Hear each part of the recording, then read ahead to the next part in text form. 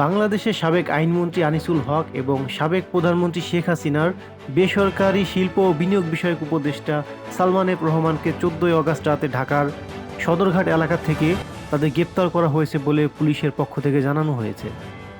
পরের দিন রাতে ঢাকার নিকুঞ্জ এলাকা থেকে আটক করা হয় দ্বাদশ জাতীয় সংসদের ডেপুটি স্পিকার শামসুল হক টুকু, সাবেক ডাক, টেলিযোগাযোগ ও তথ্য প্রযুক্তি প্রতিমন্ত্রী জুনাইদ আহমেদ পলক এবং ছাত্রলীগের ঢাকা বিশ্ববিদ্যালয় শাখার সাধারণ সম্পাদক তানভীর হাসান সৈকতকে।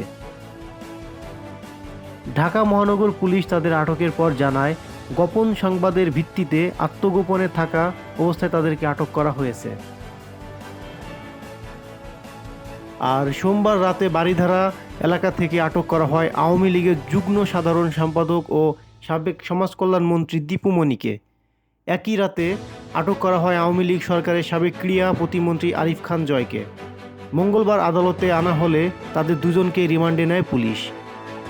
গণ আন্দোলনের মুখে আওয়ামী লীগ সরকারের পতনের পর রাজনৈতিক দলের নেতা, বিচারক, সরকারি আমলা, পুলিশ কর্মকর্তা সহ প্রায় 626 জন ব্যক্তিকে বিভিন্ন সেনানিবাসে আশ্রয় দেওয়া হয়েছিল বলে জানিয়েছে আন্তঃবাহিনী জনসংযোগ ও পরিদপ্তর আইএসপিআর।